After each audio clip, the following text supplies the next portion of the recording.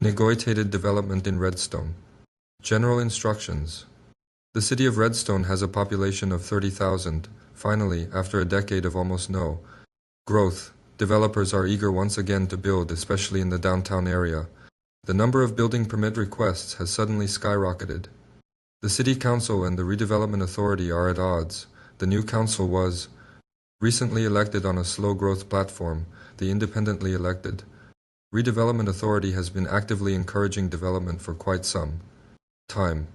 The council recently passed an ordinance requiring site plan reviews for all residential subdivisions or mixed-use projects involving parcels of more than 10 acres or construction of more than 30 units.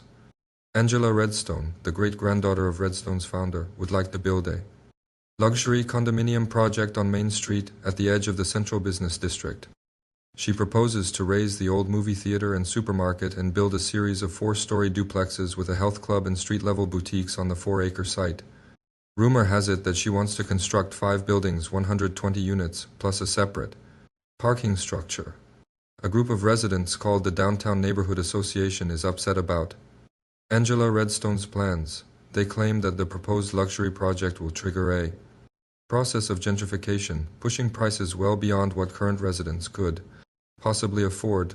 The project will also change the character of the neighborhood from a family-oriented, owner-occupied area to a yuppie rental enclave. The association is also concerned that the new project will attract residents who will want more expensive public services that will push up the tax rate.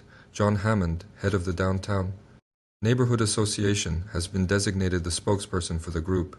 The City of Redstone's inclusionary zoning laws specify that all residential projects or subdivisions must set aside 10% of their units as affordable. So began a negotiation of each other's intentions. Welcome, Angela and Johnny, to today's negotiations. We hope you can find a development that is acceptable to both sides.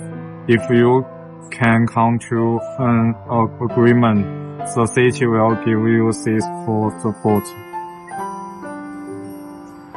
Thank you, City Council, for this arrangement. Join, we can together today to find a balance that will promote the city but also meet the need of the community.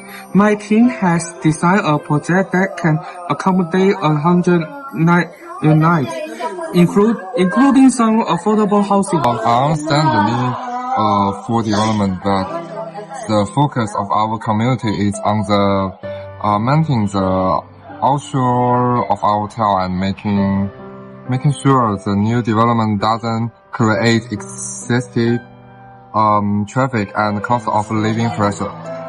Our aim is to build more than 40 new flats, and at least half of which will be affordable housing. Yep. We want at least half of all new flats to be affordable to meet the needs of the exciting residents. Share your concern, but increase the affordable housing share will increase my cost. You know, money is very important for me.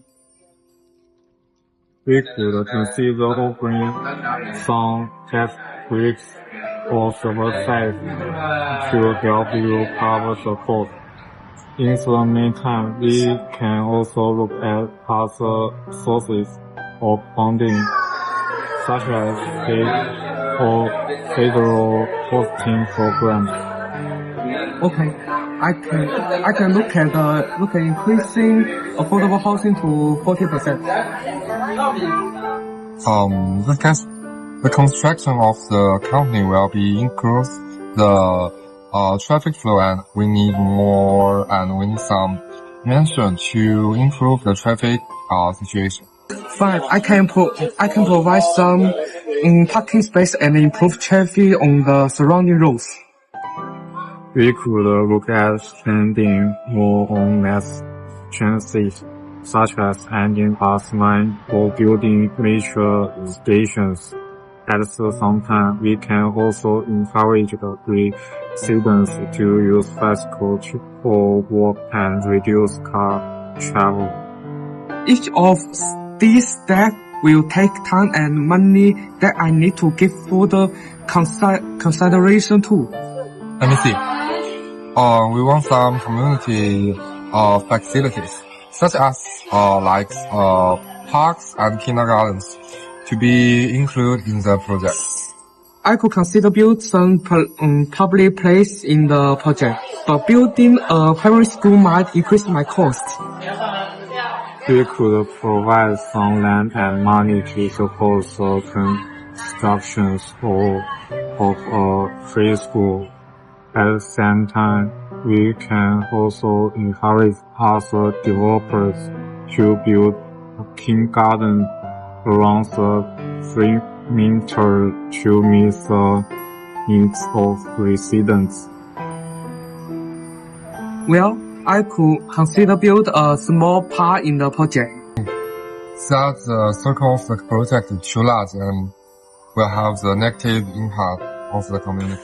I have taken your comment into account, but reducing the size of the project would reduce my yields.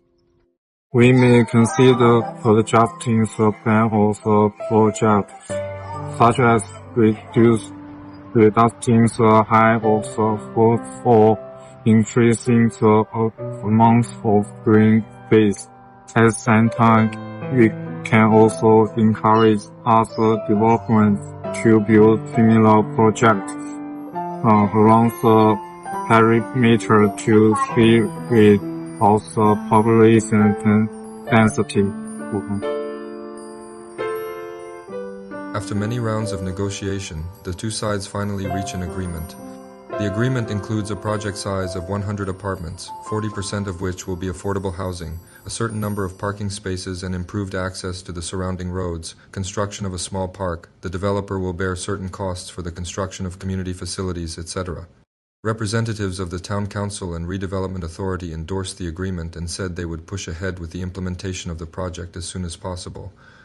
Angela Redstone and John Hammond thanked each other for their cooperation and efforts, and said they will move forward with the project in accordance with the agreement to achieve a balance between urban development and the interests of residents.